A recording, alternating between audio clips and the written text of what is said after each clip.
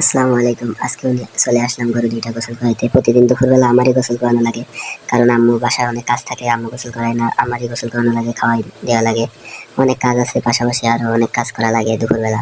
দেন তারপরে আমি গরু দুইটা গোসল করাই দিই, সুন্দরভাবে গোসল করাই খাওয়াই দিতে হয়। নান্দাই মাখাই দিলে পরে ওরা নিজেরাই খেয়ে নেয়। যে কালো গরুটা এত পরিমাণে দুষ্টু, দেখেন খালি নাচানাচি করবানি, আর কিছু করার নাই যে দুইটা গরু হয়েছে। দেন তারপরে মোটর দিয়ে সুন্দরভাবে ওদেরকে গোসল করাই দিতে হয়। শ্যাম্পু দিই মাঝে মাঝে, প্রতিদিন দেই না, মাঝে মাঝে দেই। যখন অতিরিক্ত গায়ে ময়লা হয়ে যায় তখন দিতে হয় শ্যাম্পু, না দিলে গরু সুন্দর দেখা যায় না। আর গোহিলের গরু সুন্দর দেখায়, যত সুন্দর দেখা যায় ততই ভালো লাগবে, আমারও ভালো লাগে এবং মানুষে দেখলেও তাদেরও ভালো লাগে।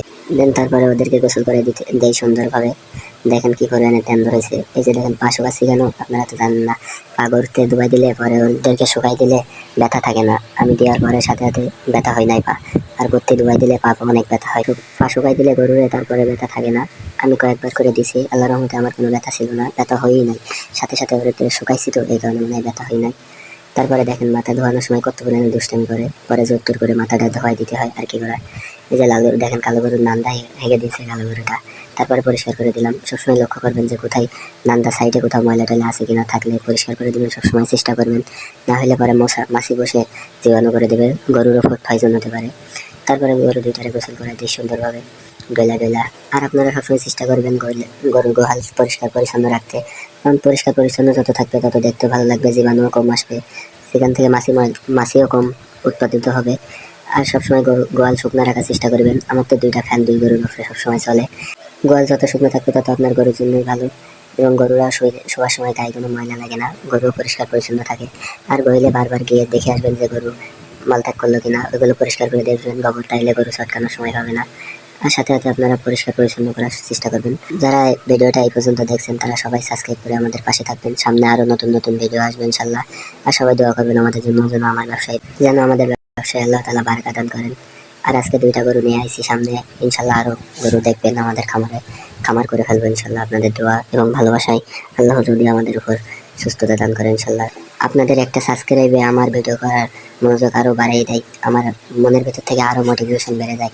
প্লিজ সবাই একটা করে সাবস্ক্রাইব করে দিবেন, সাবস্ক্রাইব করতে তো টাকা পয়সা লাগে না। আর ইনশাল্লাহ আপনারা সবাই দোয়া সুন্দর করে গোয়াল পোষা করে নান্দা সাইডগুলো পরিষ্কার করে নেবেন আগে সবাই, নাহলে ওখানে অনেক মাছি বসে, জীবাণু থাকতে পারে।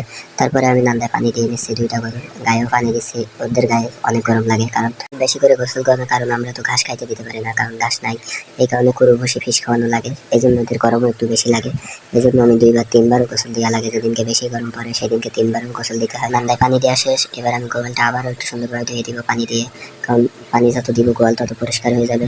গরু গায়ে একটু পানি দিয়ে দিলাম, পানি দেওয়ার কোনো শেষ নাই, সারাদিন পানি দিলে ওদেরকে ভালো হয় আরো। আর সবাই আপনারা ভালোভাবে গোসল করাবেন। দেন তারপরে যত রকমের খাবার দিতে হয় 2-3 রকমের দেই, বেশি দিই না, গরু অনেক। প্রথমে দিলাম গরু লবণ দিতে হবে, না হলে আপনার গরু লবণ না দিলে সবকিছু পাঞ্চা লাগে। আপনি যখন খাবার খান তখন লবণ ছাড়া কেমনে খাইতে পারেন বলেন? এদেরও বোবা ফেরানি তো কি হয়েছে, এদেরও লবণ দেওয়া লাগে, লবণ দিলে বেশি স্বাদ পায় জিনিসটার, তাহলে আরো বেশি ভাবে খাইতে পারে। তারপরে আমি পল দিলাম, দেওয়ার পরে একটা ঔষধ নিয়েছি জিন, এতে মুখে রুচি করে এবং পাশাপাশি খাবারও বেশি খাই, সেজন্য এটা প্রতিদিন 100 মিলি করে দেই। প্রতিদিন দুপুরবেলা দিনে একবার দেওয়া লাগে, 100 গ্রাম করে দেই, দুইটা গরু 200 গ্রাম। দেন তারপরে আমি গরু বসি, ভুট্টার গরু, এগুলো একসাথে পাইল করে পরে খাওয়াই দেই।